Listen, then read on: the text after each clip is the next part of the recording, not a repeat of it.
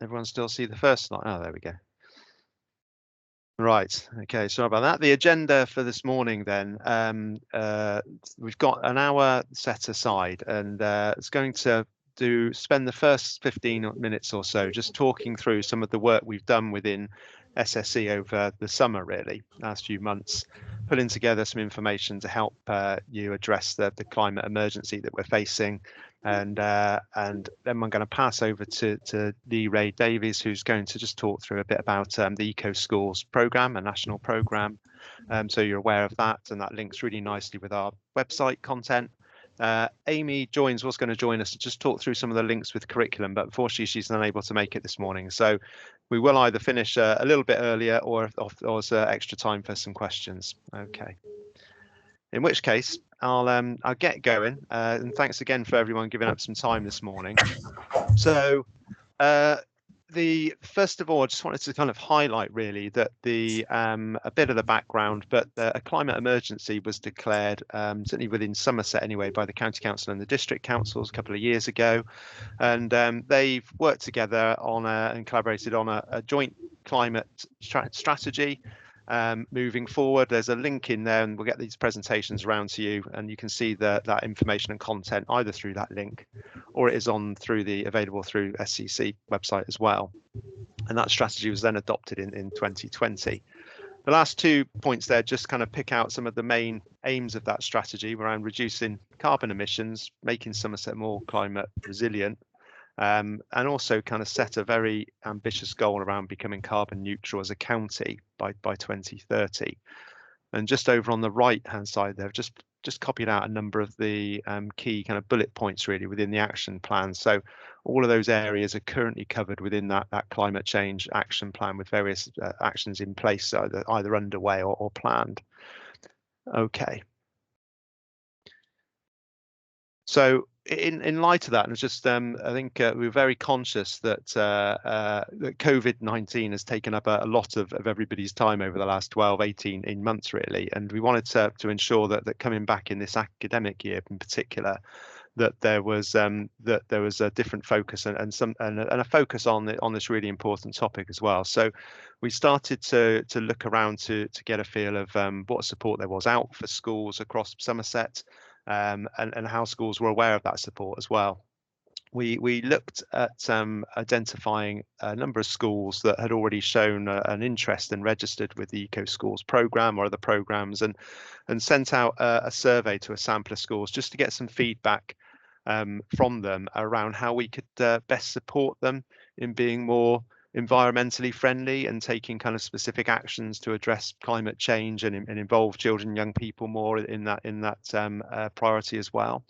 So we asked a number of questions, and some of the feedback that came back were as follows really, that having a website and an area within our support services for education site would be useful. That certainly came out. That had content that could help schools find information, find contacts in relating to certain topics that they might want to focus on. Can I just check? Can you just make sure everyone's on mute a minute, please? And then we're going to go. Can't see anyone on.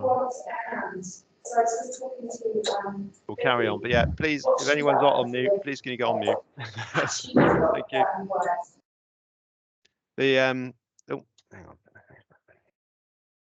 So we've got yes, we had feedback in respect of information really, and trying to kind of pull that information together and an area to share that. We then again there was support for events such as these as ways of just sharing that information out in an alternative methods to kind of email and comms through newsletters really.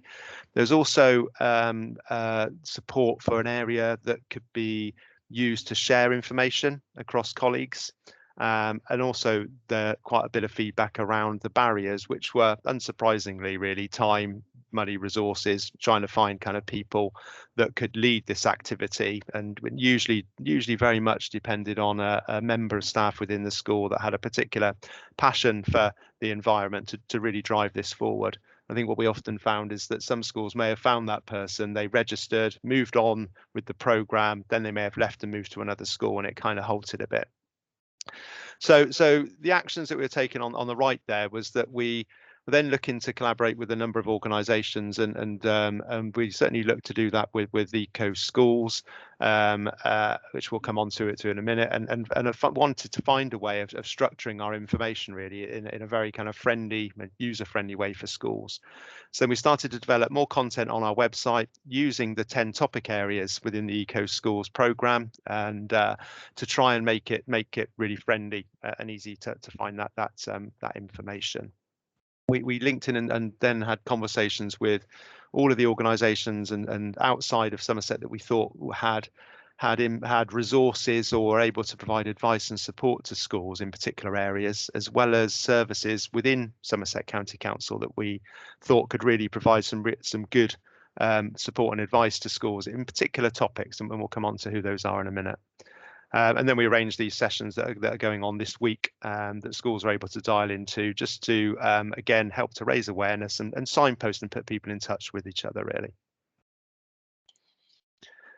So bit of a mind map here, but I've listed the kind of sorry, it's moving around.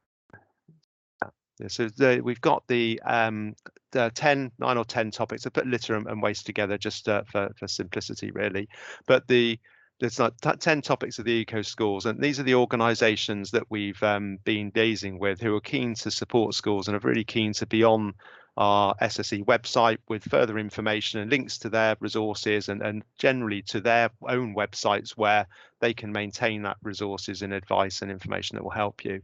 Some of them are duplicated over a number of different topics because they can support you in a number of different areas.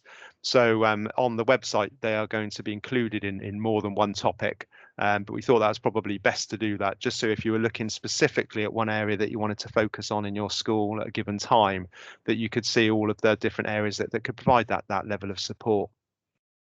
So I won't go through all of those, but you can see that there's a wide kind of range of those kind of Somerset County Council SSE services, as well as external third parties as well, that are there. The organisations in the middle, they're on a separate page on the site around training and resources, and because they offered particular kind of training packages or programs as well, then we wanted to make sure they were included in case you were looking to increase that kind of awareness across the school staff group, and they're again worth looking at to see whether they might be able to help you and your school and engaging young people really in this area. Okay. So I'm just going to try and click to show you a quick scan through the site that we've got, just so again you can see what's on there this morning and a bit more aware of it. So hopefully, if this doesn't work, I'll come out and share the screen again. I was hoping it would just dive straight through to the site, but let's see. Do you want me to share the link in the chat, Ian? Yeah, I'm just going to perhaps unshare my screen and then go back in. I've got it up in the 1 second a minute. It's still off there.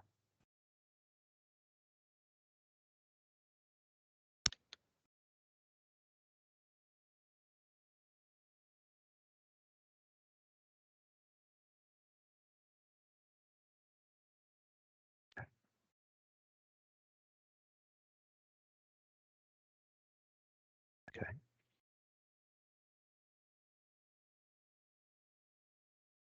Hopefully that should be sharing now. Yep. Great. Okay, so just to give you a quick kind of run through really. So we've got an area now, eco-friendly schools, within our overall SSE site. So it's either under the resources side or under services. So I'll go through that just so you can see. So under the services section, and well, we've got a list of the various services of support, and we put it within the environmental and premises area, and then eco-friendly schools.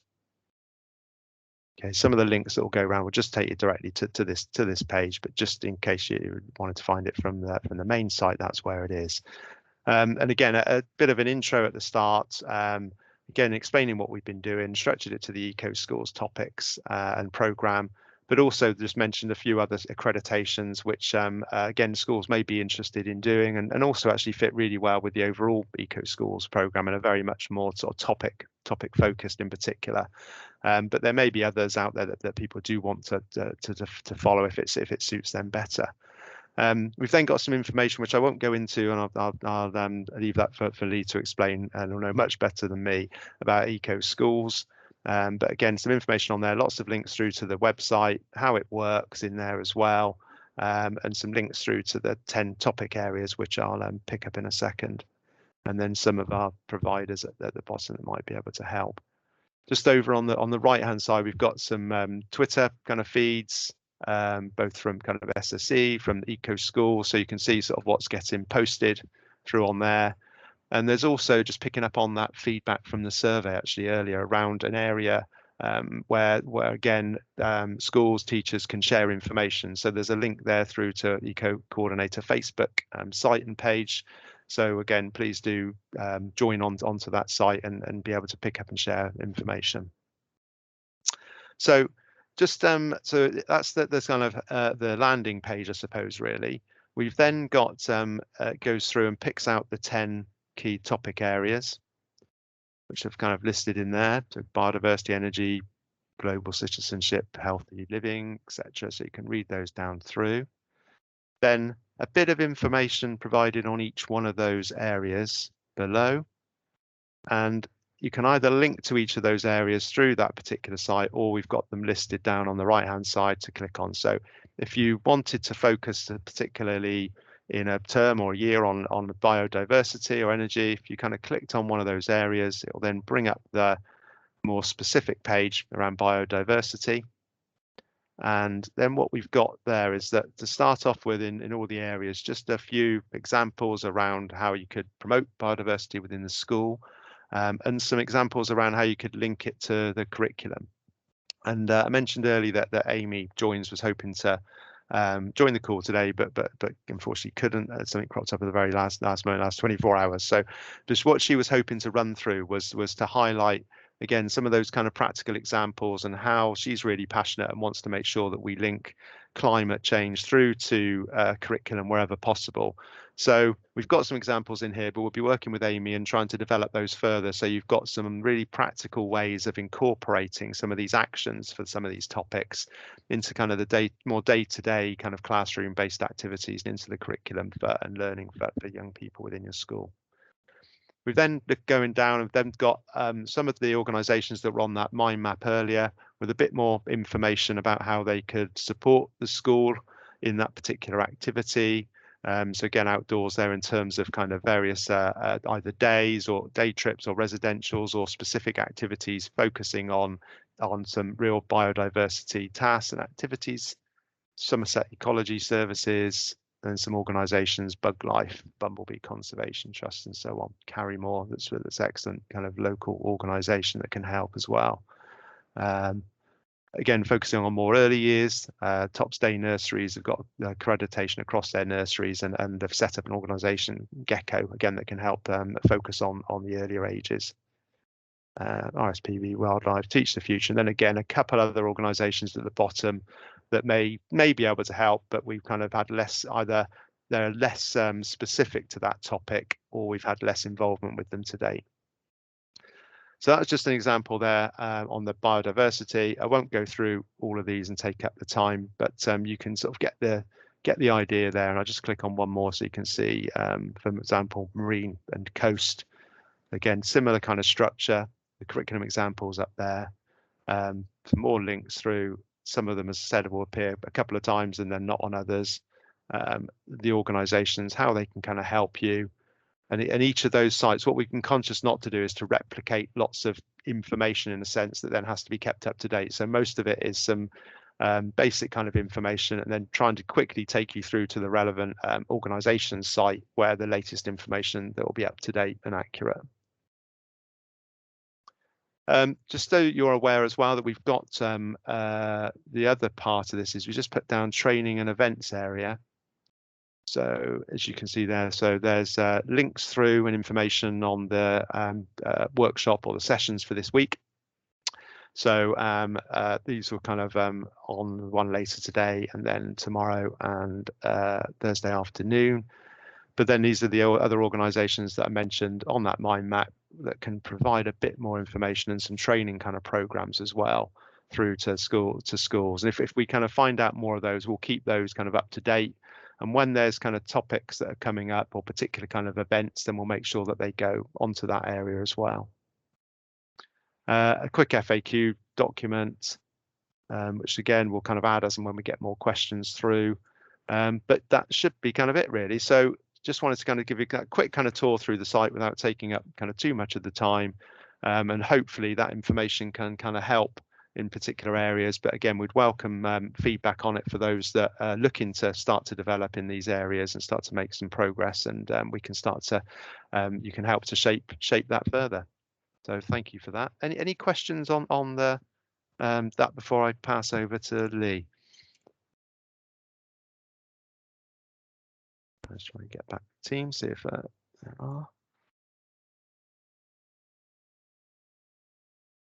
Nope. Super. Okay. Right. Hi, in which case, sorry, can I just say something?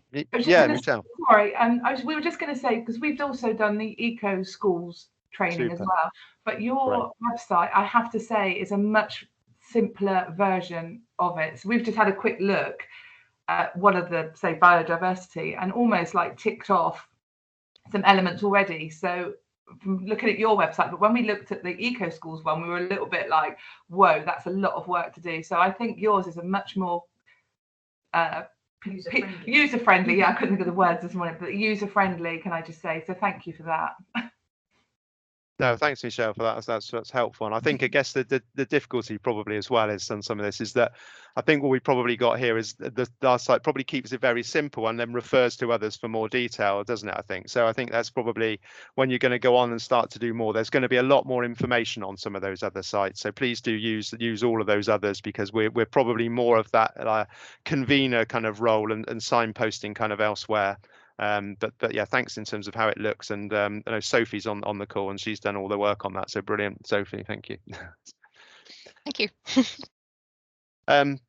Okay, in which case, Lee, are you happy? Can I pass over to you to give a bit more detail about eco schools, much more than I'm going to be able to kind of talk through? That'd be brilliant. Thank you.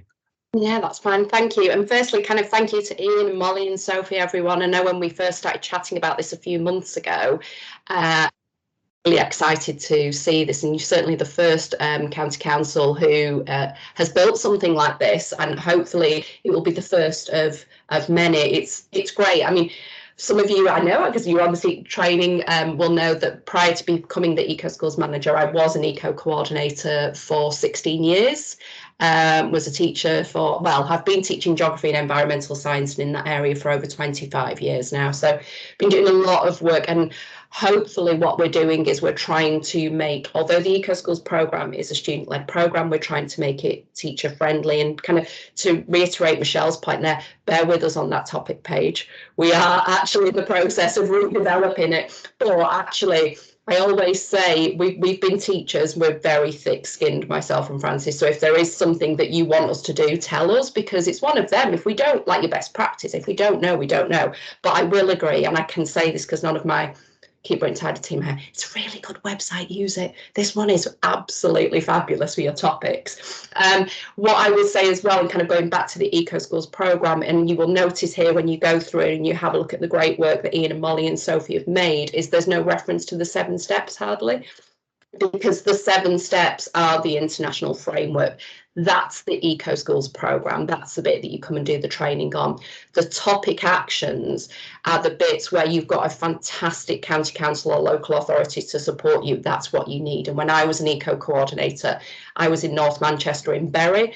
I had framework, but I needed that local knowledge and that local support and the local groups. And on our national website, we'd love to host lots and lots, but we just can't. And that's what's so great about this particular website. So I'll kind of do a quick whistle-top story of Eco Schools. Great to see, but we are reiterating when we do our training that what you're saying is the same, it's time. So everything that we're doing at the moment to the Eco Schools programme, we know, because I think I had about 20 minutes a week to do Eco Schools, if that. We're doing everything we can to really kind of make the programme something that you can fit in to what you have to do already, and not something extra to what you want to do. So there will be more things coming soon as well. So obviously, if you're not aware, then the Eco Schools programme, we've been going for 27 years now. It is a UNESCO environmental education programme. It is the largest education, not just environmental, largest education programme in the world, with about 56,000 schools from 71 countries. And what is absolutely amazing is all of them are following the same 7 steps that you guys will for your Eco Schools Green Flag. Might be doing slightly different topic areas because of different interests in different countries. So luckily in Estonia, they don't have to have the litter topic, because litter isn't a problem at all. So they don't even have that topic, but they have a problem with graffiti. So it's like completely different. Eco Schools Portugal, forest fires as a topic as well. So the actual Eco Schools 7-step framework has been going and is, and I'm saying this as a teacher now, not as Eco Schools manager, it's tried, it's tested, and it works. So there's lots, if you have a look, different ways to get to accreditations, you will find that the actual 7 steps of the Eco Schools framework are a great way, especially if you're beginning on this. If you're not 100% confident and you're new to eco actions, but you want to have a go, we always say that the 7 steps takes you from being pale green to then actually becoming more confident, especially if you're not a subject specialist, more confident as you work through. And once you've got your Eco Schools Green Flag, that's not the end. You still carry on. You can adapt projects that you've been working on. You can expand. You can pick up new ones. Going for your first Green Flag is just the start of the journey, really. So obviously with your 7 steps, then we ask you to form an eco committee. And what I'm going to do is very quickly go through the steps, but come up with some ways, because Ian's mentioned it and we've noticed it in training, to save time with these steps. So it's slightly different maybe to some of you that have been on the training. So for an eco committee, step 1, a quick time saving. If you already have a school council, which most schools do, and if it's not already kind of you, the one that's running it, go to your school council, whoever's running it, and say, please, can I just pop in for one meeting and ask if maybe 5, 6 children on the current school council will be the greenies, will be the eco. I'll give them a special badge. And if they're interested, they come to a meeting at exactly the same time next week, in the same room next door or something like that. And that was a great way to elect your eco committee very, very quickly. If you want to go through the full process of electing, great, but it will take longer and it will take more time for you. I also had for your eco committee an open door policy. So I made sure that, yes, I had my core eco committee members, but if any of their friends wanted to come in at lunch break when we were having the meeting, they were welcome to come in and sit in as well. And before I knew it, the eco committee grew, and it didn't really take me too much time to do. Step 2 is the environmental review. Now, the environmental review, you have to do our national one, and you have to upload it for your Eco Schools Green Flag application. It covers all 10 of the Eco Schools topics. Lots of you will have already seen and had our welcome back. We've got brand new environmental reviews this year with lots of different ways to get more people involved. Time saving for that environmental review, to get one child or one group to do it all, might take a long time. What I would suggest doing is split that environmental review into maybe 2 topics per year group or 2 topics per child, and get them to do it and have a set time and go, right, Wednesday lunch break, we're going to find out this information, we're going to do these things, and actually give your environmental reviews to different classes, to maybe your colleagues in a staff room, and say, will you have a go at doing this for me in your group with your year group? And so rather than all of your children trying to do all of the environmental review at one time, split it that way. That's much quicker. Step 3 is your action plan. This is when you've got this wonderful website to help you here. So your action plan, we only ask you to work on 3 topics every year for the Eco Schools programme. Save time, pick an action, and Ian showed it perfectly on that mind map at the start. There are actions and things that you can carry out that actually tick multiple topic boxes. So for instance, if in your school, and this is my favourite time-saving one ever, if in your school your children want to do something to work on school grounds and want to increase biodiversity, a really great thing to do is just leave the land, just leave it if you can. There's a great programme called Blue Heart Campaign, and it's letting land go wild. And with our students, we literally roped off a little patch, a couple of metres squared of grass, and we let it grow. We literally did nothing to see what grew there. We didn't even buy pollinating packs or bee bombs or anything like that. We just let it grow to see what was there. That covered school grounds and biodiversity, and I didn't do anything. It was really, really easy to do. So again, with your actions as well, please reach out to the team at Somerset. There's lots and lots of things, and when you look again and you've got a chance to look through, you will see where Ian and especially Sophie, because I know she's worked on this part, has put the same groups and organisations under multiple topics. Use them, put them under multiple topics. Please also remember that your action plan is a working document. If things go wrong, it's like your scheme of work. If things, cross them out. We really don't mind. A big one for time saving, please, please, please do not feel you need to type it up and make it neat. We're not Ofsted. I don't want you having it all done like a lesson plan. I actually don't. I know you've got way too much time. Your action plan, if it's penciled and it's scribbled and it's highlighted and it's crossed out and the children have written all over it, for me, that is perfect because that shows that the children have done it. When you do your green flag application, take a photo, scan it and upload that. Please don't make it neat. It doesn't have to be neat, as long as we can see the 3 topics you've worked on and roughly what you've done. Step 4, curriculum links. I shouldn't really say this, but you've got them all on the website now. Ian showed them there for each of the topics, and I noticed as well that there were 3 under each topic area. Borrow those if you can. Use those ones. There's 3. They were on each one, so in theory you've got 10 green flag application forms there worth of curriculum links that you can do. A nice quick one that I did to get some curriculum links of my own of things that were already happening is in the staff room. I put a couple of post-it notes and a couple of pens right near the kettle, right near the microwave, and just said to all my colleagues, anytime you do anything that's a bit green, can you stick it, just make a note on this post-it note and stick it in the plastic wallet. Because I knew they'd all be stood there just looking at the kettle for at least 2 or 3 minutes or while they were heating up their lunch. And people will do it. And actually, I did that in my staff room. It was a humanities staff room. And after about 2 or 3 weeks, I literally had hundreds because people started to think about it more. I collated them all and I actually put them all together on one document and shared it with the rest of the college where I work so everyone could see. I had enough curriculum links to last me a gazillion green flag applications by that point. And it was also a nice sneaky way to get people involved in, this is seamless, step 5, informing and involving. So informing and involving is just basically getting as many people involved in your Eco Schools work to kind of help promote it. To begin with, you're not going to have lots and lots of people involved. It's going to be you starting it up. You've got, though, a great team here supporting you. All these organisations that you've got on their website. Sorry, my dogs are barking at the postman. You've got this great organisation here who's got all of these different charities who can help you. That's your informing and involving.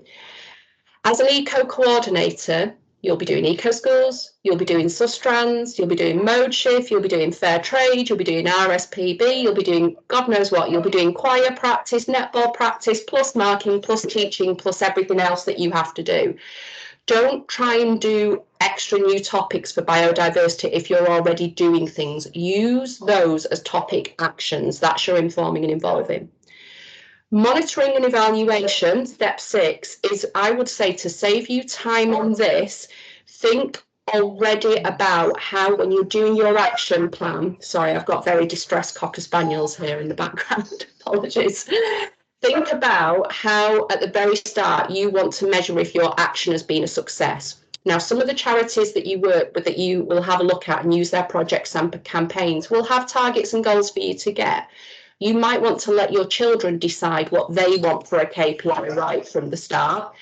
And that can be something like number of people involved, number of posters, number of kind of recycling of crisp packets that you've done.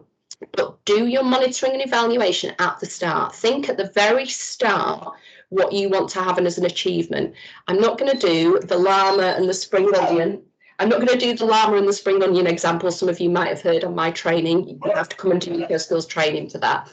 But instead, what I will just say is, if your children come up with a crazy conclusion that they want as their result to show that their action has worked, fine, let them have that, and then let them look to see if it's worked, and it will help with your growth mindset.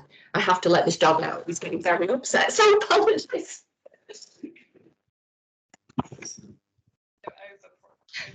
The joys of working from home. So what we basically would say is, let them, if they decide on, we want to say that 10,000 children have been involved in our poster competition, you might say, well, that's not going to work. But actually let them work that out, and it helps them develop their kind of evaluation skills. And at the end, they can think about why these things haven't happened. Eco code, actually start your eco code now if you want. Once you've come up with your 3 topics, actually get your action plan to include your eco code as well, to save time for step 7. If you want to do a nice one that helps with informing and involving, thanks Ian, if you want to do a nice one that's informing and involving, then actually kind of you can do a whole school competition. Really nice to do just before you break up for like the Easter break, and get all of the school to come up with a competition to think of an eco code. And it can be also an Easter homework, and that way you're getting parents to think about it. Step 5, informing and involving as well. On the bigger picture, and please Molly, Sophie, Ian, just tell me if I'm waffling on and you need me to stop. When you're applying for your Eco Skills green flag, in the past you could not, and as a teacher I didn't like this, so I've changed it, you couldn't start filling in your green flag application until you'd done bronze, and then until you'd done your silver, and you actually crazily couldn't see what was going on your green flag application form until you were about to do it. It's taken me 5 years to build a new website to do that for you, that will be launching next Monday. And from next Monday, when you log in, what you will see is your green flag application. And it doesn't matter if you've only joined the programme the Sunday before. You can start filling out your green flag application questions at any time, in any order, whenever you want. At all. Now, all of the green flag questions equal 100 points. So what's great is I really would like you to sit down with your eco committees and let them fill this application form out. And when you fill in a question, you'll see this little green bag up, and it will keep jumping up like that. And every time they've done a question, they'll see the green kind of point going up. I've made it out of 100. So if you want to do a really tenuous maths link, you can say, oh, well, we've got 60 points. What percentage are we of completing our green flag application form?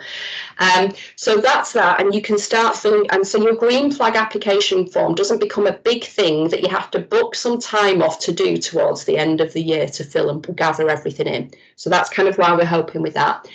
For some of you as well, who might have been with us before and want to go above and beyond, then we've also got some new questions which are to help you kind of get an Eco Skills with merit and an Eco Skills with distinction.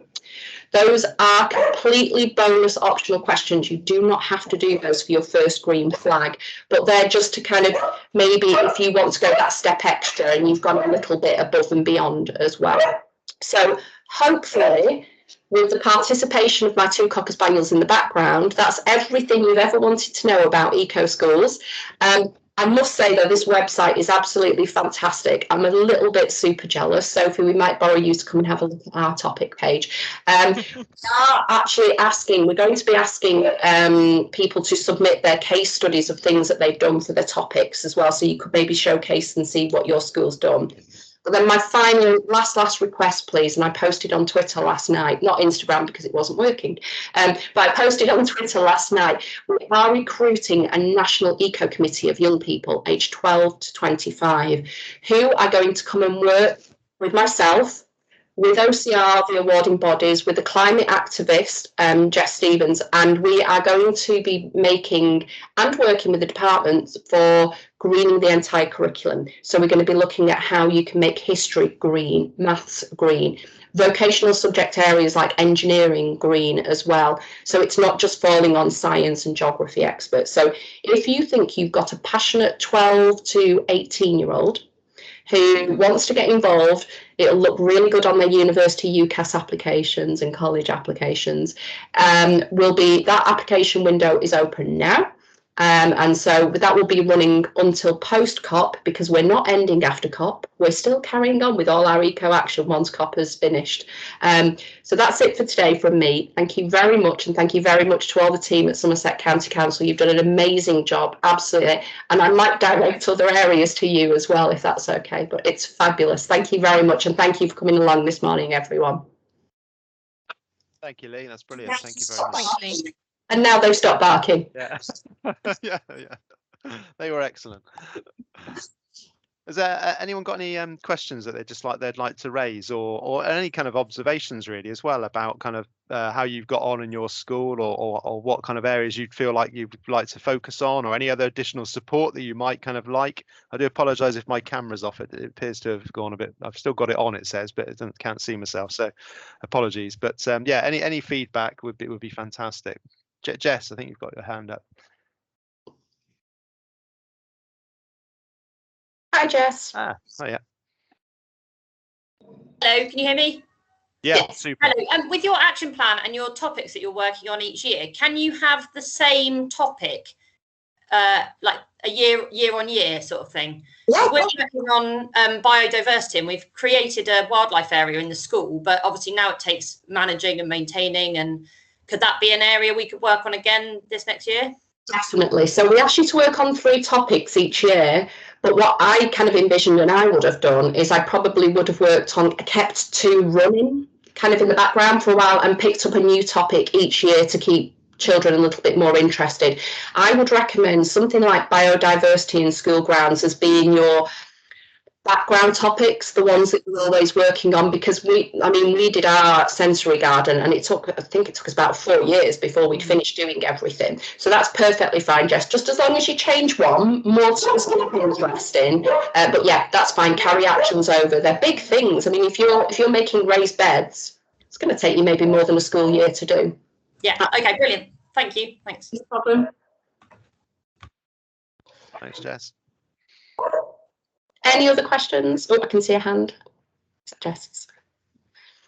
As well, don't forget we have our private Facebook group, and I know Ian put the link on there. So if you've got any questions at all, that is the friendliest eco group out there of eco coordinators like yourselves, and you just go on if you've got any questions. We'll try to get round to answering them, but what usually happens is another eco coordinator somewhere else has answered it first to solve that problem.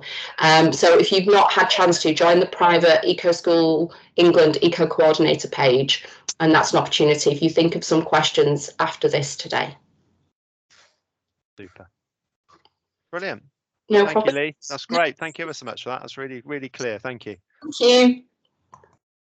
I'm just going to share my screen once more, just for one final slide, and before we kind of finish off a bit early then, I think. So I just wanted to finish by just highlighting again that the other sessions that were on this week. So there's one later on today, so 3:45 to 4:45. So apologies if these times don't work. We did kind of do a bit of a sample again with some schools and asked what times might work, and then went with these. So but we are going to video them all as we are for this session, and we'll make them available for everybody that couldn't make the time. So yeah, we got one later today which is focusing on those 3 topic areas. So I think we've got 3 speakers that are coming along for each of these sessions that sort of spend about 15-20 minutes on each of those areas, and opportunities to ask questions, find out a bit more information about how they can support you. And then tomorrow, same time, we've got a bit of a focus on grounds, energy and water. And then Thursday, as you can see there, kind of global citizenship, healthy living, transport. I know public health, I think, are coming to that one. They've got a program, I think it's a national program, Mode Shift, at STARS, that again, they're keen to kind of launch and make people aware of at that session on Thursday. So that's it. I think we've kind of finished the session today. I'll just stop sharing my screen so I can see if anyone's got any final questions. Could I just ask, how do you access the recordings if you're not able to attend one? Yeah, well, what we'll do, not sure, I'm going to pass over to Sophie or Molly, who are far better at that than me. So Sophie, you've got your, you're off mute. Let's go. I am. So what I'll do is we'll upload it and we'll share it as an article on the website, and then we can also include it in the schools bulletin as well. So it should be widely available everywhere. But if not, we'll add it to the Eco Schools page for a while as well. So you should be able to go backwards and have a look at everything as well. Great, thanks. Thanks, Sophie. Thank you. Thanks, great question. Okay, in which case then I think we'll unless anyone's got any other final kind of comments or questions, just hang on a minute.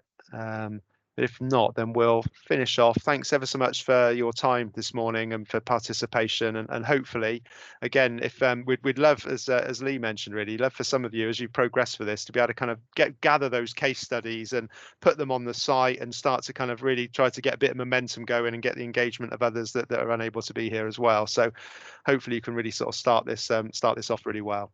So thanks ever so much and have a great day, and see you soon.